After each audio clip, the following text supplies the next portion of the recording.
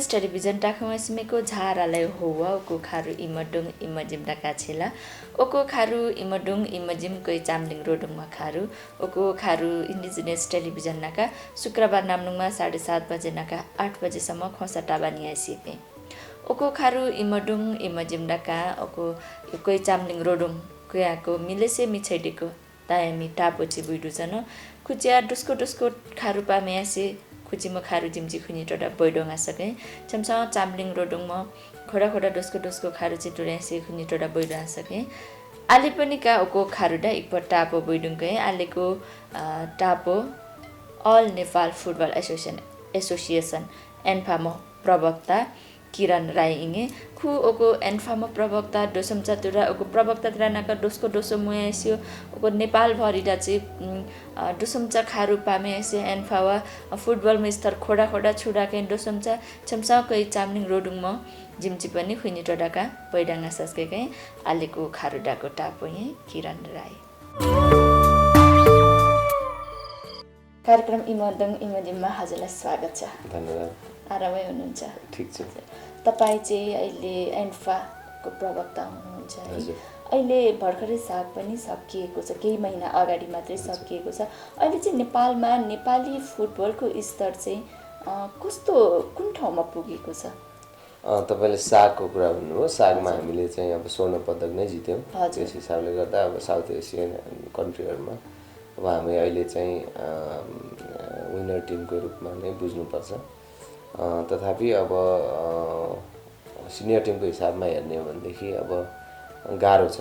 अब इन्डिया धेरै राम्रो छ, तर अब हामीले पनि हाम्रो स्तरलाई दिनानुदिन अगाडि बढाउने त्यसको विकास गर्ने कुरामा हामी अगाडि बढिराख्नु भएको छ। के कारणले, कुनै पनि कारण त होला नि, के कारणले चाहिँ नेपालको अलिकति पछि परेको जस्तो लाग्छ तपाईँलाई? अब यो फुटबल के हो भन्दाखेरि संसारकै लोकप्रिय खेल हो।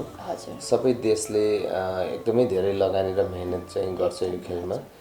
त्यस कारणले गर्दाखेरि हाम्रो पछाडि परेको भन्न मिल्दैन, किनकि हामीले पनि अब गरिरहेकै छौँ। तर अब मान्छेले कतिपयले भन्छ खोइ त जितेन भन्छ, यस्तो पनि भन्छ होइन। तर अब फुटबलमा अब जित हारको कुरा एउटा पार्ट हो, तर त्यसको समग्र त्यसको विकासको कुरा अर्को कुरा हो। त्यस हिसाबले खास गरिकन हामीले अब जबसम्म फुटबल व्यवसायीकरण हुँदैन तबसम्म विकास हुन गाह्रो हुन्छ, किनकि हामीले अब त्यही अति विकसित भएका देशहरू होइन, अब युरोपियन कन्ट्रीहरूलाई हेर्ने हो भने त्यहाँ चाहिँ व्यवसायीकरण भएको छ। त्यस कारणले चाहिँ फुटबलको विकास छ। तर अब यो सबै चिजको निम्ति एउटा एन्फाले मात्रै गरेर हुँदैन। अब देशको आर्थिक अवस्था, देशको उद्योगपतिहरूको चाहिँ अवस्था, यी सबै चिजले चाहिँ यसमा चाहिँ भूमिका खेल्दो रहेछ। कारणहरूले गर्दाखेरि नै यो फुटबल चाहिँ व्यावसायिक नभएको हो त? होइन, अब भइरहेको छ। अब तपाईँले अहिले हेर्नुभयो भने अब 500-700 खेलाडीहरू चाहिँ अब तलब लिएर वा चाहिँ खेले बापत चाहिँ पारिश्रमिक लिएर खेलिरहेको स्थिति छ। त्यसै गरी प्रशिक्षकहरू सयौँको सङ्ख्यामा छन्, रेफ्रीहरू छन्, उनीहरू सबैले चाहिँ पारिश्रमिक पाउँछन्। क्लबहरू पनि व्यावसायिकतर्फ गइरहेको छ। तर तपाईँ जति पनि फुटबल प्रेमी महानुभावहरूले जुन अपेक्षा गर्नुभएको छ यसको चरम विकासको, त्यसको निम्ति चाहिँ देशको चाहिँ आर्थिक अवस्था पनि त्यो स्तरमा विकास हुनुपर्ने रहेछ। त्यस कारणले गर्दाखेरि हामीले हाम्रो तर्फबाट, सङ्घको तर्फबाट गर्नुपर्ने जति पनि कामहरू हामीले इमान्दारपूर्वक गरि नै रहेका छौँ।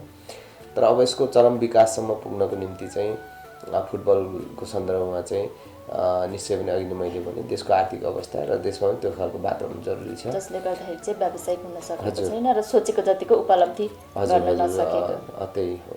तपाईँ अहिले प्रवक्ता हुनुहुन्छ, तपाईँ एउटा राईको चामलिङ राई कम्युनिटीबाट चाहिँ यति माथि पुग्नु भएको छ। यहाँसम्म पुग्नको लागि कसरी सफल हुनुभयो? कहाँबाट सुरु गरेर चाहिँ यहाँसम्म पुग्नुभयो? गाह्रो छ। अब खासै म आफूलाई त्यस्तो धेरै माथिल्लो ठाउँमा पुगेको पनि ठान्दिनँ। तर म जहाँ पुगेको छु त्यो ठाउँमा आउनु पनि सामान्य सहज चाहिँ थिएन। किनभने हाम्रो अब त्यही हो, राई कम्युनिटीको चाहिँ कस्तो हुन्छ भन्दाखेरि एउटा उमेर पुगेपछि बाबाआमाको अब दिमागमा चाहिँ ह्याभिङ र सेटअप बनाइदिने हुन्छ होइन। भर्ती केन्द्रतिर पठाउने, अब आर्मीतिर भएन भने विदेश, यस्तो हुन्छ। निश्चय पनि मेरो परिवारमा पनि त्यो खालको सामान्य दबाब मलाई थियो, तर त्यति धेरै थिएन। इच्छा थियो तर त्यस्तो धेरै दबाब थिएन। तर पनि हाम्रो कल्चर त त्यही हो।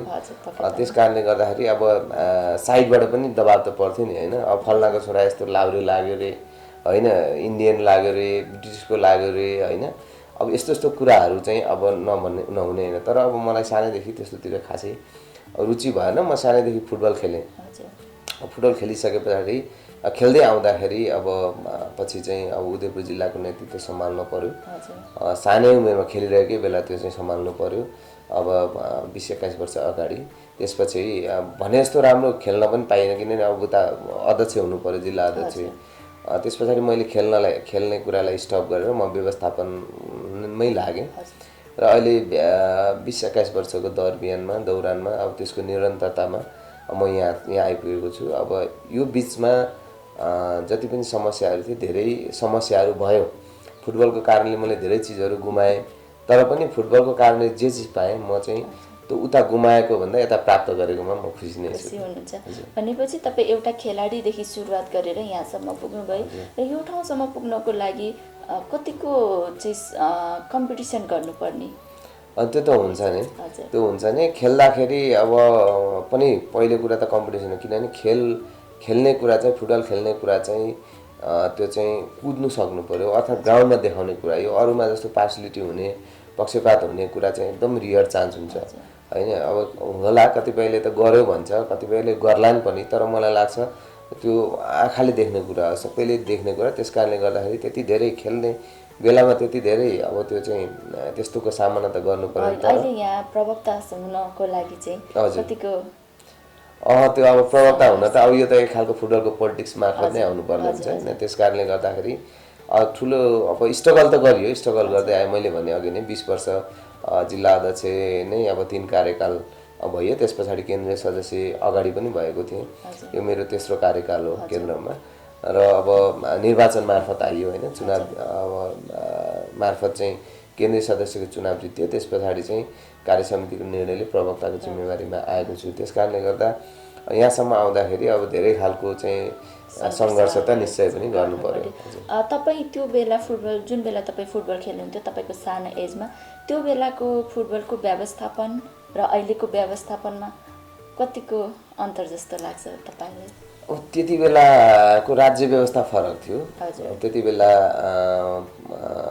पञ्चायतकाल र 46 पछि ठ्याक्कै चाहिँ बहुदल अब आएको स्थितिमा अलिकति भद्रगोल जस्तो देशै अलि होइन, एउटा चाहिँ ट्रान्जेक्सन पिरियड नै थियो त्यति बेला भनौँ न। पञ्चायतबाट चाहिँ अब बहुदलीय व्यवस्थामा देश चाहिँ आइरहेको बेला अलिकति सबै चिजहरू अलिक भद्रगोल जस्तो नै थियो। र एन्फाको कुरा गर्नुहुन्छ भने त एन्फा त सिंहदरबार के अरे यो रङ्गशालाको एउटा चाहिँ कोठामा चाहिँ कार्यालय सञ्चालन हुन्थ्यो त्यो भन्ने सुन्थ्यौँ हामी होइन। र अब मैले खेल्दै गर्दाखेरि चाहिँ उदयपुर जिल्लामा फुटबल सङ्घ पनि गठन थिएन।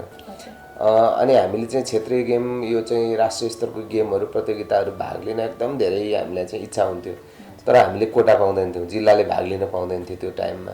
त्यस पछाडि त्यहाँदेखि मेरो चाहिँ के भन्दाखेरि फुटबल राजनीतिको प्रारम्भ चाहिँ त्यो कारणले भएको कि अब एउटा चाहिँ फुटबलको चाहिँ उत्सव जो हुन्थ्यो, देशव्यापी उत्सव, त्यो उत्सवमा हामी सहभागी थिएनौँ। त्यस कारणले गर्दाखेरि मलाई चाहिँ त्यसले हिट गर्यो। के कारणले हामी चाहिँ सहभागी हुन पाएन भनेपछि त्यो खोजी गर्ने क्रममा चाहिँ म यहाँसम्म आइपुगेँ। त्यो खोजी गर्ने क्रममा चाहिँ जिल्ला फुटबल सङ्घ गठन गर्नुपर्ने रहेछ भन्ने कुरा थाहा भयो। मैले त्यतिन्जेल चाहिँ आफ्नो जिल्ला गठन नभइन्जेल चाहिँ सप्तरी लगायतको अन्य जिल्लाहरूबाट मैले चाहिँ के भन्दाखेरि खेल्थेँ। र खेल्दाखेरि अब खेल्न त पाइन्थ्यो, तर अब गोल गर्दा, स्कोर गर्दा भन्नुहोस् या चाहिँ राम्रो खेल्दा जुन एउटा गर्व हुन्थ्यो नि, आफ्नो जिल्लाबाट खेल्दा जुन गर्व हुन्थ्यो त्यो चाहिँ नहुने रहेछ, त्यो फिल भयो मलाई। त्यस कारणले गर्दाखेरि चाहिँ अब मैले चाहिँ खेल्दै गर्दा नै फुटबल सङ्घ गठनको निम्ति मैले चाहिँ के भन्दाखेरि चासो देखाएर म लागेँ। त्यसपछि गठन गरिसके पछाडि अब आफ्नो खेल करियरलाई त्यहीँ स्टप गरेर अब आउने पिँढीको निम्ति भनेर पनि व्यवस्थापनतिर लाग्नुभयो। अहिले राम्रो गरिराख्नु भएको छ। अहिले मुलुक सङ्घीय संरचनाअनुसार गइसकेको छ। अहिले चाहिँ खेलकुदहरूको विकास कसरी भइरहेको छ यसमा चाहिँ? अहिले सङ्घीय गणतन्त्र नेपालको को राज्य व्यवस्था भनौँ न सङ्घीय गणतन्त्र नेपाल भइसके पछाडि फुटबलको धेरै आधार तयार भएको छ, विकासको आधार तयार भएको छ र फुटबल मात्र होइन अरू खेलको पनि चाहिँ आधारहरू तयार भएको छ, समग्र खेलको। तर विशेष गरेर फुटबलको किन भन्छु भने फुटबल खेल्नुको निम्ति ठुलो ग्राउन्ड चाहिन्छ र मलाई लाग्छ अहिले मैले हिसाब गर्दा अबको 4-5 वर्ष पछाडि यो देशभरिमा चाहिँ हजारौँ फुटबल मैदानहरू चाहिँ तयार हुँदैछ। किनभने अहिलेको सङ्घीय व्यवस्थाको कारणले गर्दाखेरि प्रदेश सरकारले पनि एउटा चाहिँ रङ्गशालाहरू निर्माण गरिएको छ धमाधम होइन। तपाईँको चाहिँ केन्द्र सरकारको पनि चाहिँ अन्तर्राष्ट्रिय लेभलको चाहिँ एउटा के अरे 7 प्रदेशमा 7वटा रङ्गशाला निर्माण गर्ने नीति अनुरूप पनि चाहिँ त्यो नीति पनि छ र त्यसलाई अब त्यो कार्यान्वयनमा अलि ढिलाइ भएको छ, तर त्यो पनि सरकारको छ, केन्द्र सङ्घीय सरकारको पनि। हजुर, त्यसै गरी अब स्थानीय तहहरूको पनि, स्थानीय सरकारको पनि पालिका स्तरमा त हुने नै भयो, वडा लेभलसम्म चाहिँ तपाईँको चाहिँ खेल मैदानहरू जाने क्रममा छ। त्यस कारणले म के भन्छु भने यो व्यवस्था पछाडि अहिले सबैभन्दा ठुलो माग यो चुनावमा केही थियो भने त्यो युवाहरूको चाहिँ खेलकुद मैदानको थियो। तपाईँलाई म के अनुभव सुनाउँ भने म योभन्दा अगाडिको चुनावमा मान्छेहरूको माग चाहिँ धेरै चाहिँ धार्मिक मठ मन्दिरहरू यस्तोमा आउँथ्यो, तर यो गएको चुनाव वरिपरि धेरैभन्दा धेरै माग चाहिँ तपाईँको खेलकुद मैदानको छ। त्यस कारणले गर्दाखेरि अहिलेको समाज, अहिलेको जेनेरेसन, अहिलेको युवाहरू चाहिँ स्पोर्ट्स प्रति चाहिँ कन्सियस छ। त्यस कारणले गर्दाखेरि पनि र यो व्यवस्था आइसके पछाडि सायद जनचेतना पनि सबै जाग्यो होला। खेलकुद भनेको यसको बहुआयामिक चाहिँ फाइदा छ भन्ने कुरा सायद थाहा भयो होला। त्यस कारणले गर्दाखेरि निकै ठुलो चाहिँ परिवर्तन हुने म देख्छु। यो व्यवस्थाको कारणले पनि सबैमा जागरण आयो। त्यस कारणले गर्दा खेलकुदको विकासमा एउटा आधारभूत रूपमा चाहिँ ठुलो विकास चाहिँ भइरहेको छ, मैले अनुभव गरेको छु। सङ्घीय संरचना अनुसार चाहिँ धेरै भन्दा धेरै चाहिँ विकास भइरहेको छ। अब म यो हाम्रो कार्यक्रम चाहिँ हामी चाम्लिङहरूको भएकोले अलिकति भाषातिर जोड्न चाहेँ। यो हाम्रो चाम्लिङ भाषाको कार्यक्रम हामीले यतिखेर चाम्लिङमा बोलिरहनु पर्ने हो, तर हामीले नेपालीमा संवाद गरिरहेको छौँ। यो चाम्लिङ भाषा यसरी पछि पर्नुको कारण चाहिँ के जस्तो लाग्छ तपाईँलाई? तपाईँको यो खास गरिकन एउटा चाहिँ भाषिक कार्यक्रममा आएर म चाम्लिङ भएर पनि चाम्लिङै भाषामा तपाईँसँग बोल्नु नसक्नु मलाई पनि एउटा लज्जाबोध भएको छ र म टेलिभिजन हेर्नुहुने सबै चाम्लिङ दाजुभाइ दिदीबहिनीहरूमा, आमा बुवाहरूमा क्षमा याचना पनि गर्न चाहन्छु। वास्तवमा यो भाषा पछाडि पर्नुपर्ने कारण चाहिँ मुख्य कुरा त राज्य व्यवस्थाकै कारण हो। किनभने जति बेला तपाईँको चाहिँ राज्य एकीकरण भनियो त्यो क्रमदेखि नै चाहिँ तपाईँको के भन्दाखेरि विभिन्न आदिवासी जनजातिहरूले बोल्ने भाषाहरूमाथि दमन भए, जाति समुदायमाथि नै दमन भयो। त्यो दमन चाहिँ तपाईँको चाहिँ भौतिक दमन हुँदै भाषिक लगायत लिपिको रूपमा पनि यो सबै चाहिँ दमनहरूको कारणले यो चिजहरू भयो र अब हामीले जति हाम्रा पुर्खाहरूले भाषाहरू बचाउन सक्नुभएको थियो त्यो पनि त्यसको विकास पनि हुन पाएन। किनकि अब निश्चय पनि अहिले म बरु अङ्ग्रेजी भाषा केही तपाईँसँग बोल्न सक्छु, हिन्दी भाषाहरू केही बोल्न सक्छु, अरू भाषाहरू केही बोल्न सक्छु, तर मेरो भाषामा तपाईँसँग बोल्न सकेन। त्यसको कारण के हो भन्दाखेरि तपाईँ जबसम्म चाहिँ मान्छेले भाषाहरू या कुनै पनि वस्तु प्रयोगमा ल्याउँदैन त्यो चिज चाहिँ तपाईँको चाहिँ कोल्याप्स भएर जाने हो होइन। त्यस कारणले तपाईँले खुकुरी पनि हेर्नुभयो भने प्रयोग गर्नु भने नै खिया लाग्छ। त्यस्तै हो हाम्रो भाषाहरू चाहिँ। अब हिजो राज्य व्यवस्थाले यति धेरै चाहिँ उपेक्षा गर्यो, विभेद गर्यो, त्यसको कारणले गर्दाखेरि यो भाषाहरूको विकास हुन सकेन। त्यस कारणले गर्दाखेरि अब सङ्घीय गणतन्त्र नेपाल जो आइसकेको छ यस क्रममा चाहिँ भाषाहरूको विषयमा बहस छ र चाहिँ अब अहिले हामीले सम्भव भएको ठाउँमा चाहिँ मातृभाषामै चाहिँ शिक्षाहरू दिन सक्छौँ। त्यस कारणले गर्दा अब बिस्तारै यसको प्रमोट हुन्छ होला र चाहिँ पछि पर्ने कारण त मुख्य कुरा त्यही हो, राज्य व्यवस्था। अब कतिपय ठाउँमा त अब स्थानीय कामकाजको भाषा पनि त्यहाँको स्थानीय भाषा कुन छ त्यही अनुसार राख्ने भनेर पनि कुरा भइरहेको छ।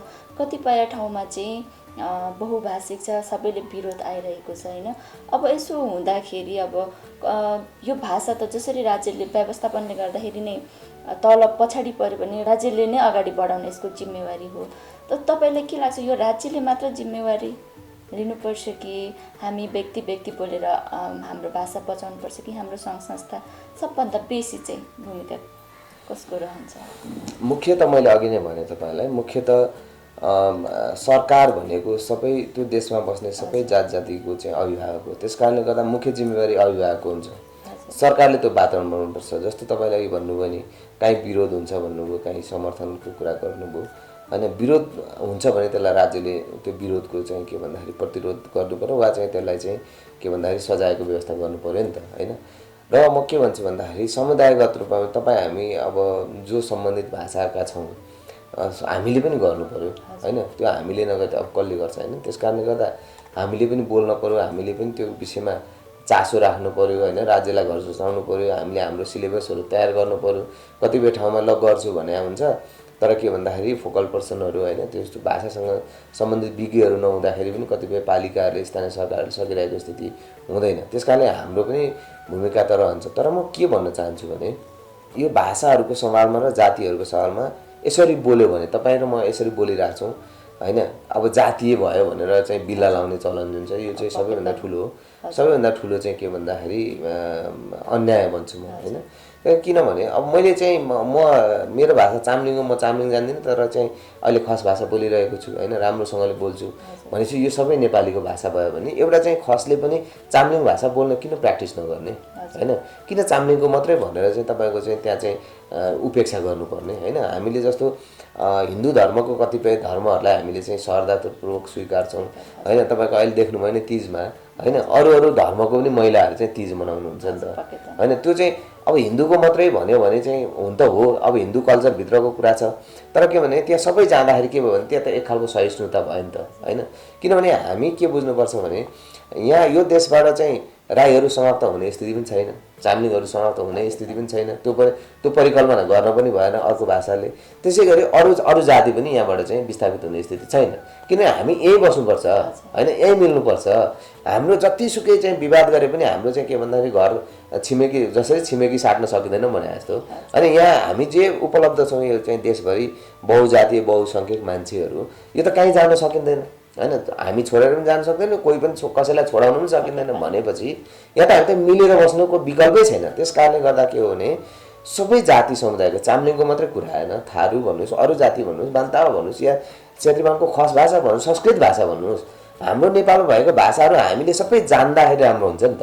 त्यस कारणले गर्दाखेरि यो विषयमा भाषाहरूको अब चाहिँ के भन्दाखेरि विकासको विषयमा होइन, लिपिहरूको विकासको विषयमा सबैले राज्यले त विभेद गर्नै हुन्न, राज्यले त दुईटा आँखा लाउनै हुन्न र त्यसमध्ये अरू समुदायले पनि होइन। जस्तो थारू भाषाको कुरा आयो भने मैले त्यसलाई चाहिँ हेड गर्नुपर्ने कारण छैन कि होइन। मैले दुईटा थारू भाषा सिकेँ भने मलाई फाइदै हुन्छ होइन। त्यसै गरी क्षेत्री बाहुन समुदायले दुईटा चाम्लिङ भाषा सिक्यो भने फाइदै हुन्छ क्षेत्री बाहुन अरू समुदायले होइन। त्यस कारणले हामीले चाहिँ के परस्पर रूपमा एक अर्कालाई कोअपरेट गर्नुको विकल्प छैन। त्यस कारणले गर्दाखेरि अब मैले तपाईँले भन्नु खोजेको कुरा चाहिँ कहाँनिर भन्न चाहन्छु भने हामीले चाम्लिङ भाषाको विकास र प्रबन्धन गर्नुपर्छ। त्यसको निम्ति चाम्लिङहरू बढी जिम्मेवार हुनुपर्छ। त्योभन्दा पहिले राज्य चाहिँ अभिभावकत्व राज्यले चाहिँ प्रदान गर्नुपर्छ र चाम्लिङ र राज्य बाहेक अरू समुदाय होइन अरू जाति समुदायले पनि यसलाई चाहिँ के भन्छ यो भाषालाई चाहिँ प्रोत्साहन र प्रमोट गर्नलाई भूमिका खेल्नुपर्छ। त्यसै गरी चाम्लिङले पनि के गर्नुपर्छ भने हाम्रो भाषा पनि प्रमोट गर्नु पर्यो भने अरू भाषाको निम्ति पनि होइन हामीले हुन सक्ने सहयोग वा सिक्ने कुरामा कन्जुसाइ गर्नुहुन्न। त्यसरी मात्रै हामी चाहिँ समग्र नेपाल र नेपालीको सबै भाषाहरूको रक्षा पनि हुनसक्छ, सम्मान पनि हुनसक्छ र हामी समृद्ध र सुखी साँच्चै त्यति बेला हुन्छौँ। नत्र भए चाहिँ अहिले चाहिँ तपाईँको चाहिँ के भन्दाखेरि एकअर्काको जातिमा एकअर्का बिचमा होइन मेरो संस्कृतिलाई अर्कोले घृणा गर्ने, अर्कोको संस्कृतिलाई अर्कोले घृणा गर्ने भयो भने हामीले चाहिँ के भन्दाखेरि जो समग्र नेपाल हो, जो हामी देशवासी हौँ, जो हामी चाहिँ के भन्दाखेरि विविधतालाई स्वीकार गर्छौँ भन्दाखेरि त्यो चाहिँ रियलमा स्वीकारेको हुँदैन। त्यस कारणले गर्दा सबै समुदायको भाषा, संस्कार, संस्कृतिहरूलाई स्वीकार्नु सक्यो भने मात्रै देशमा शान्ति पनि आउँछ, त्यसपछि देशको विकास पनि हुन्छ र सबै सुखी हुन सक्छौँ भन्ने मलाई लाग्छ। तपाईँ अलिकति राजनीतिकसँग पनि नजिक हुनुहुन्छ। अहिले हामी भाषाको कुरा गर्दै गर्दा तपाईँको समुदायमा जुन ठाउँमा तपाईँ बस्नुहुन्छ त्यहाँ त्यो समुदायमा चाहिँ जुन यस्तो अन्य भाषाभाषीको पठन पाठनहरू भइरहेको छ कि छैन? म उदयपुर जिल्ला हो मेरो घर र अब मैले चाहिँ गाईघाट खास गरी बस्छु।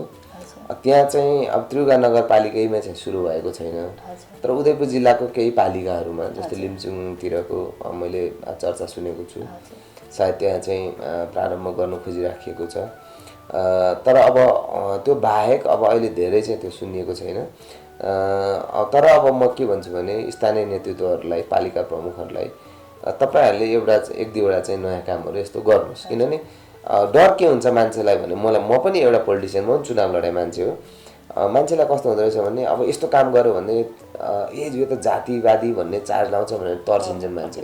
तर त्यस्तो होइन, लुकेर गर्नुहुन्न होइन, छ्याङ्ग भन्नु पर्यो। र हामीले गर्ने काम जस्तो चामलिङहरूले गर्ने कामले वा भाषा सिक्ने भन्नुहोस् या आफ्नो संस्कार संस्कृतिको कुरा गर्नुहोस्, यो हाम्रो कामबाट अर्को जाति समुदायलाई चाहिँ मतलब चाहिँ के भन्दाखेरि घात हुने होइन, अप्ठ्यारो हुने काम पो गर्नु भएन त होइन।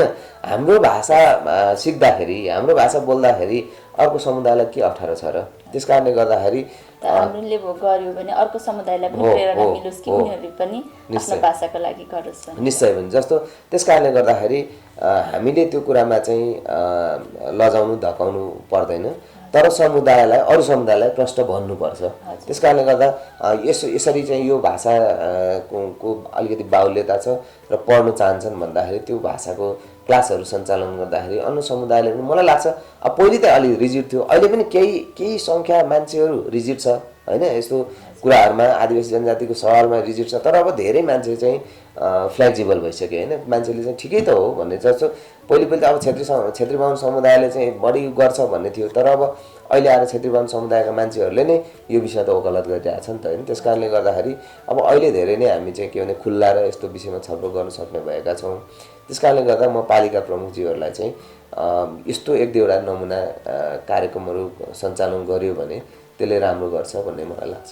तपाईँले यो सुझाव दिइराख्नु भएको बेला कतिपय ठाउँको प्रमुखहरूले होइन, कतिपयको त्यो निर्णायक तहमा रहनुभएको व्यक्तिहरूले चाहिँ मैले यसरी मेरो भाषा अथवा उसको भाषा यो कम्युनिटीमा जुन कम्युनिटीमा चाहिँ जुन भाषा बोलिरहेको छ यसको लागि मैले केही गरेँ भने मेरो राजनीतिकमा चाहिँ अलिकति अप्ठ्यारो पर्छ भनेर उहाँहरूले सोच्नुहुन्छ र उहाँहरूले त्यस्तो गतिविधि गर्नुभएको छ।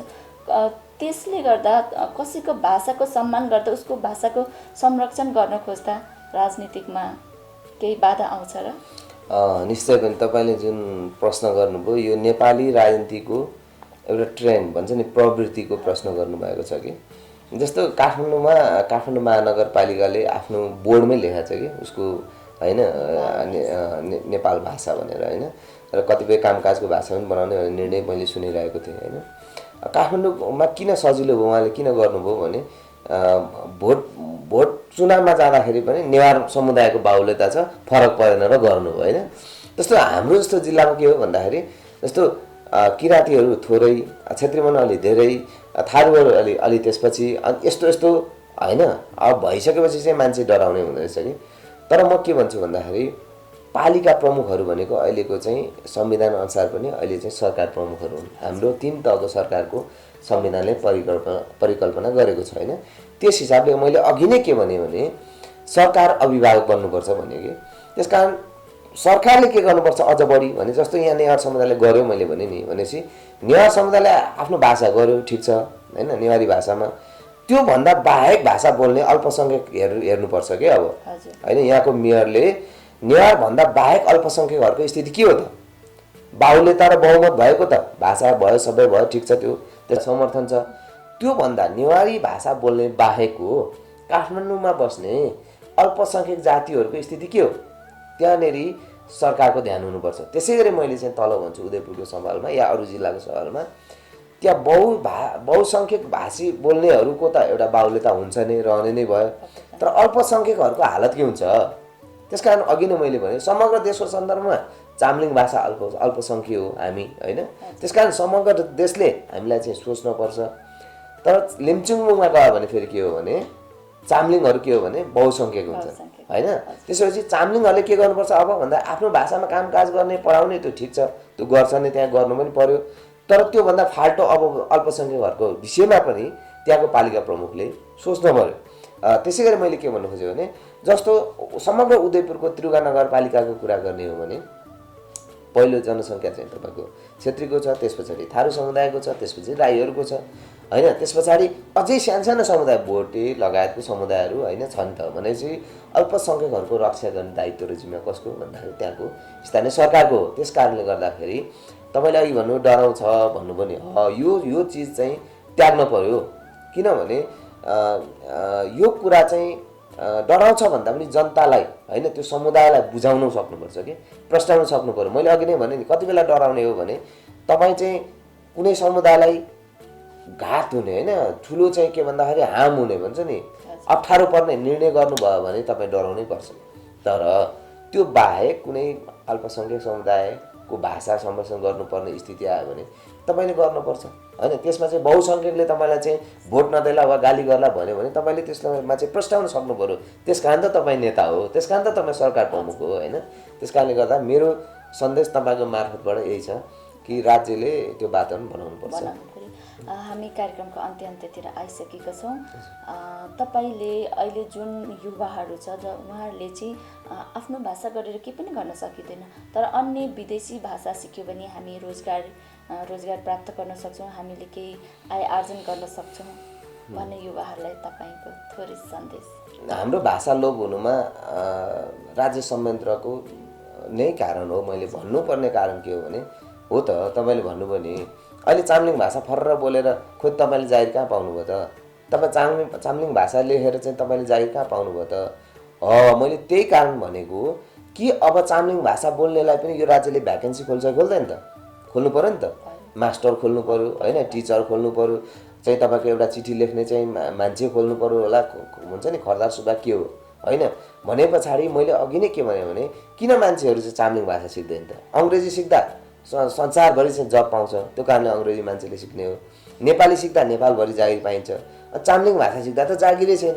त्यो जागिर कसले क्रिएट गर्ने हो त होइन? त्यो अवसर कसले क्रिएट गर्ने हो त? तपाईँले मैले मात्रै गरेर त हुँदैन, तपाईँलाई मैले समुदायमा बोल्ने त बोल्ने मात्रै हो भनेपछि त्योबाट अवसर कसले दिने हो? राज्यले दिने हो भने।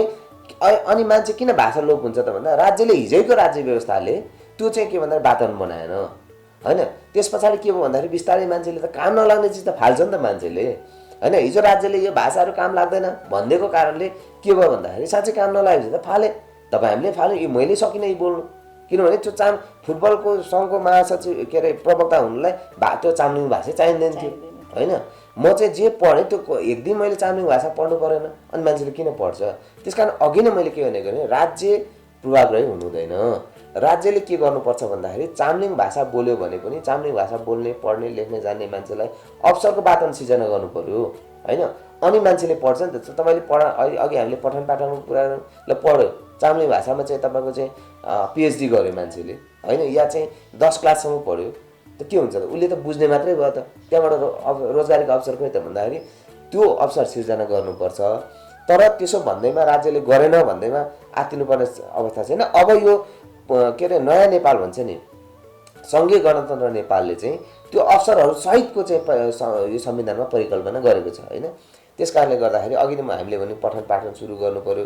अब त्यहाँ चाहिँ शिक्षकहरूको दरबन्दी खुल्छ होइन। त्यस पछाडि चाहिँ आफ्नो चाहिँ बाहुल्यता भएको पालिकाहरूमा चाहिँ त्यही कामकाजी भाषा गर्ने भनेपछि त्यहाँ चाहिँ तपाईँको चाहिँ सबै अफिसियल काम गर्ने मान्छेहरूको अवसर खुल्ला होइन। यो हिसाबले चाहिँ राज्यले बिस्तारै वातावरण बनाउनुपर्छ। र अहिले युवाहरूले चाहिँ त्यो भनेको कारण चाहिँ के भने रियलमा छैन, अवसर छैन। त्यस कारणले युवाहरूले सिक्न पढ्न खोज्दैन। तर अब हिजोसम्म थिएन, तर अब के गर्नुपर्छ भने युवाहरूले सिक्ने पढ्ने र रोजगारी माग्ने हो। किनभने अब चाहिँ के भन्दाखेरि हामीले फेरि के भन्दाखेरि अलिकति मुभमेन्ट पनि चलाउनु पर्यो होइन। त्यस कारणले मात्रै राज्यले पनि सुन्ने हुँदो रहेछ। अब राज्य दुईवटा कुरा लाग्छ मलाई, राज्य बडा निर्मम पनि हुन्छ हेर्नुहोस् होइन। त्यस कारणले गर्दा राज्य निर्मम पनि हुन्छ र राज्यप्रति हामीले गर्नुपर्ने व्यवहारहरू जुन छ त्यो चाहिँ त्यही अनुसारको चाहिँ ट्रिट गर्न सकेन भनेदेखि पनि हामी चाहिँ के भन्दा राज्यबाटको बहिष्कारणमा पर्छौँ, पछाडि पर्छौँ। त्यस कारणले गर्दा म युवाहरूलाई यही सन्देश दिन चाहन्छु कि चाम्लिङ भाषा पढेर केही हुँदैन भन्ने मात्रै होइन, यो हाम्रो दायित्व हो। चाम्लिङ भाषा पढ्ने, सिक्ने र चाहिँ के भन्दा त्यसबाटै रोजगारीको वातावरण सिर्जना गर्ने दायित्व चाहिँ अब युवाको हो। त्यस कारणले गर्दाखेरि तपाईँको अस्तित्वको निम्ति पनि चाम्लिङ भाषा सिक्ने प्रयत्न गर्नुहोला। हुन त अब मैले बोलिरहेको छैन, मैले यो भन्दा मैले अब कतिले अब नराम्रो सोच्नु भएको होला, तर मैले किन भन्दैछु नि मैले त्यो कारणले गर्दा मलाई चाहिँ एक खालको गिल्टी फिल छ। त्यस कारणले मैले तपाईँहरूलाई मलाई जस्तो गिल्टी फिल नहोस्, तपाईँले यसरी इन्टरभ्यू दिनु आउँदाखेरि चाम्लिङ भाषाबाटै दिने वातावरण बनोस्, त्यसको निम्ति मैले अनुरोध गरेको हो। अन्यथा नलिनु अनुरोध गर्छु।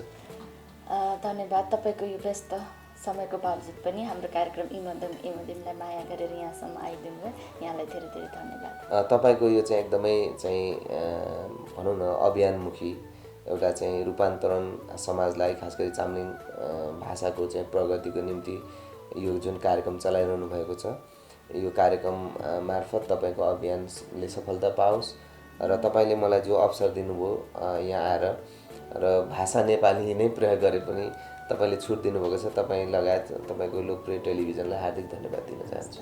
अहिले ओको खारुडा पिसा सचकाको अखिल नेपाल फुटबल संघ प्रवक्ता किरण राई हो।